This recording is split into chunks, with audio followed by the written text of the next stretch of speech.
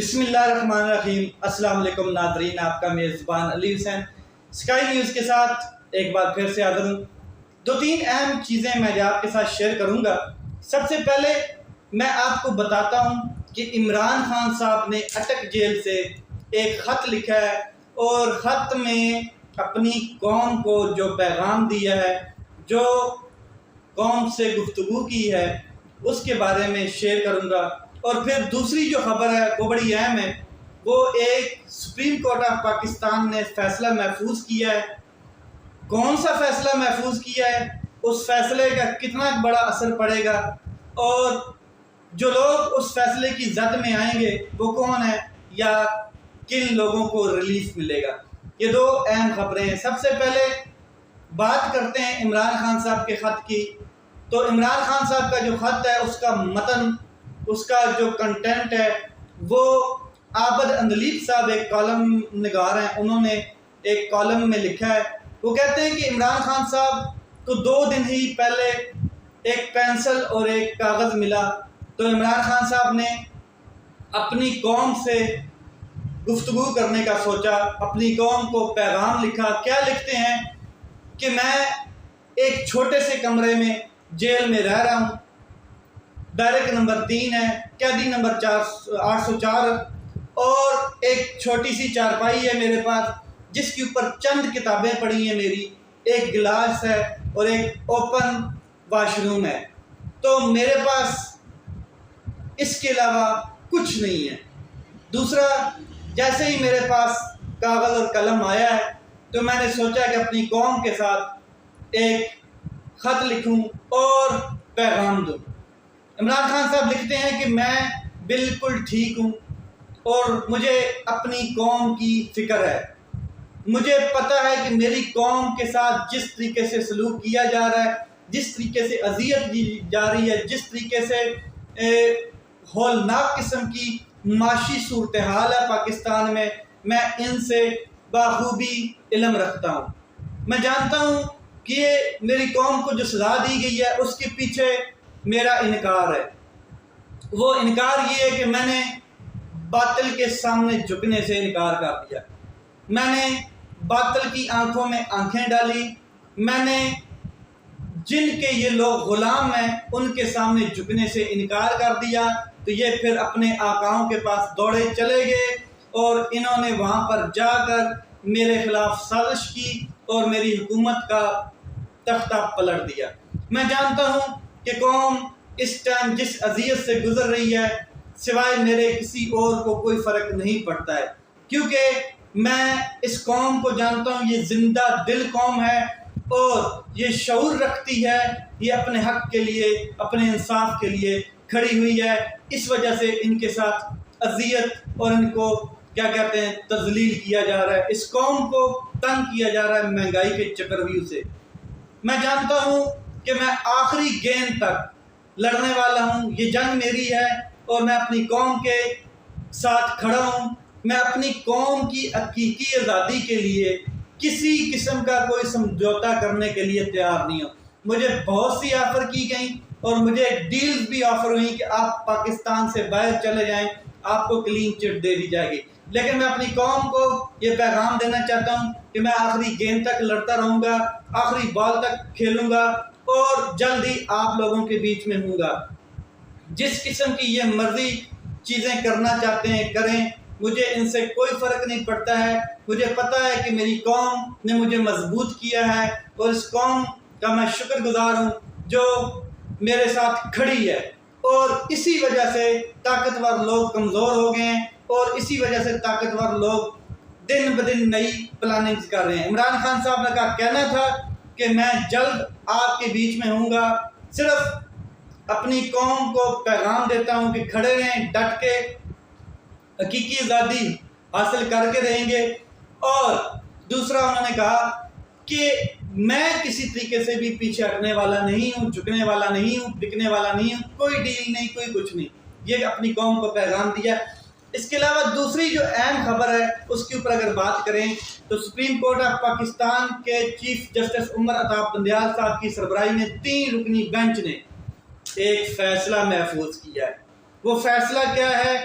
53 ہیئرنگز کے بعد یعنی کہ 53 سماعتوں کے بعد ایک فیصلہ محفوظ کیا گیا ہے، اور فیصلہ کیا ہے کہ نیب ترمیم کا جو فیصلہ ہے کیا وہ کالعدم ہوگی یا جیسی ہیں چل رہی ہیں ایسے ہی چلتی رہیں گی، اس کے اوپر ایک فیصلہ محفوظ کر لیا گیا ہے۔ میں آپ کو بتانا چاہتا ہوں، ایک شعر سناتا ہوں۔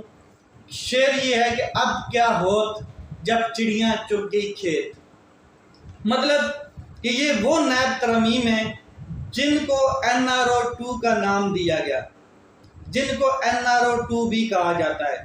یہ وہ NRO2 ہے جو PDM نے اپنے آپ اور اپنے کرپٹ لوگوں کو دیا حکومت میں آنے کے بعد۔ یہ وہ NRO2 ہے جس پر باجوہ صاحب نے عمران خان صاحب کی منتیں کی اور کہا کہ عمران صاحب آپ حکومت کے باقی امور، معیشت اور اقتصادی امور کو دھیان میں رکھیں اور حکومت چلائیں، ان کو معاف کر دیں، ان کو چھوڑ دیں۔ جس کے اوپر عمران خان صاحب نے کہا کہ باجوہ صاحب میں اپنی قوم کے ساتھ، جس غریب قوم کے ساتھ انہوں نے ظلم کیا ہے، کوئی اس طرح کا سمجھوتا نہیں کروں گا، جس کے اوپر باجوہ صاحب نے عمران خان صاحب کی حکومت کا تختہ الٹ دیا اور جو یہ کرپٹ لوگ تھے ان کو حکومت میں لا کر بٹھا دیا۔ یہ جیسے ہی حکومت میں آتے ہیں تو انہوں نے نیب ترمیم کی، یعنی کہ وہ NRO2 جو یہ عمران خان صاحب سے خود مانگتے پھر رہے تھے، جو یہ منتیں ترلے کر رہے تھے، انہوں نے اپنے آپ کو حکومت میں آنے کے بعد، طاقت میں آنے کے بعد انہوں نے خود اپنے آپ کو NRO2 دیا، یعنی کہ کلین چٹ دی۔ پھر حکومت میں آنے کے بعد یہ NRO2 دیتے ہیں اور جس کے اوپر عمران خان صاحب اور پاکستان تحریک انصاف سپریم کورٹ میں چلی جاتی ہے۔ سپریم کورٹ میں 53 سماعتوں کے بعد آج فیصلہ محفوظ ہو جاتا ہے۔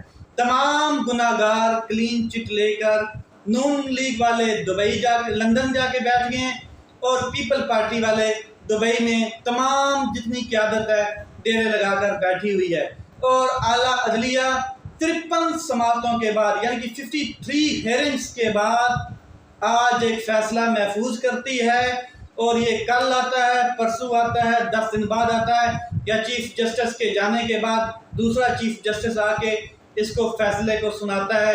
یہ دیکھنا ہے، اور تمام گناہگار پتلی گلی سے اپنے آپ کو کلیئر کروا کے چلے جاتے ہیں۔ جس طریقے سے پاکستانی قوم کو انصاف دیا جا رہا ہے، ایک اور فیصلہ محفوظ ہو چکا ہے پاکستانیوں مبارک ہو۔ جس طریقے سے supreme court of Pakistan divided ہے، فار ایگزامپل 2 گروپ بنے ہوئے ہیں، بندیال گروپ الگ ہے اور قاضی فائز عیسیٰ گروپ الگ ہے، تو آپ کو پتہ ہے کہ ماضی میں جتنے بھی فیصلے آئے ہیں ان میں یہ اعتراض رہا ہے کہ یہ فیصلہ قابل قبول ہے یا نہیں ہے، کیونکہ گروپ بندی تھی سپریم کورٹ آف پاکستان میں۔ تو اب بھی ایسا ہی ہوگا کہ یہ جو گروپ بندی ہے یہ پتہ نہیں فیصلہ قبول کرے گی یا نہیں کرے گی۔ اس کے اوپر مثال دیتا ہوں کہ اگر فیصلہ آ بھی جاتا ہے اور نیب کی ترامیم غلط ثابت ہو جاتی ہیں، فیصلہ مان بھی لیا جاتا ہے، تو اس فیصلے کا کتنا اثر ہوگا، کیونکہ کرنے والے تو کر کے چلے گئے ہیں، کچھ لندن میں اور کچھ دبئی میں بیٹھے ہیں، اور تمام ملزم تھے یہ لوگ جو اقتدار میں آئے، اور تمام کے تمام اپنے ہی کیسز کو ڈرائی کلین کرتے رہے اور چلے گئے۔ یہ اس وقت ان حالات میں انہوں نے اپنے آپ کو ڈرائی کلین کیا جس وقت پارلیمنٹ کمپلیٹ نہیں تھی۔ یہ اس وقت ترامیم کی جاتی ہیں جس وقت اپوزیشن موجود نہیں تھی۔ یہ اس وقت کیا کہتے ہیں، انہوں نے ایک چیئرمین بھی لگایا نیب ترامیم کے بعد، جس کا نام آفتاب سلطان تھا، وہ مستعفی ہو گیا، اس نے استعفیٰ دے دیا کیونکہ اس کے اوپر یہ پریشر ڈالا گیا کہ آپ ہمارے دباؤ میں کام کریں، آپ جیسا ہم کہتے ہیں ایسا کام کریں۔ تو آفتاب سلطان صاحب استعفیٰ دے کر چلے جاتے ہیں۔ اب میں آپ کو بتا دیتا ہوں کہ انہوں نے اپنے وکیلوں کو بٹھا کر کس قسم کی ترامیم کی اپنے حق میں، جو انہوں نے اپنے آپ کو ڈرائی کلین کیا۔ سب سے پہلے جو ترامیم کی گئی اس میں جو شکے ہیں وہ میں آپ کو پڑھ کے سناتا ہوں۔ انہوں نے کہا کہ جی بیرون ملک سے آئے گئے ثبوت قابل قبول نہیں ہوں گے۔ دوسرا، منی لانڈرنگ جو ہے وہ نیب کے دائرہ اختیار میں نہیں ہوگا، یعنی کہ منی لانڈرنگ کا کیس۔ تیسرا، منی ٹریل صرف اور صرف دینے کا ملزم پابند نہیں ہوگا۔ اثاثوں کی تفصیل صرف اپنے نام کی وہ دے گا، اپنے خاندان کے نام، بیوی بچوں اور بھائیوں بیٹوں اور اپنے خاندان کے نام کی منی ٹریل دینے کا وہ ذمہ دار نہیں ہوگا، اس کا بتانے کا جواز وہ نہیں رکھتا ہوگا۔ ملزم کے خلاف ثبوت نیب اکٹھے کرے گا۔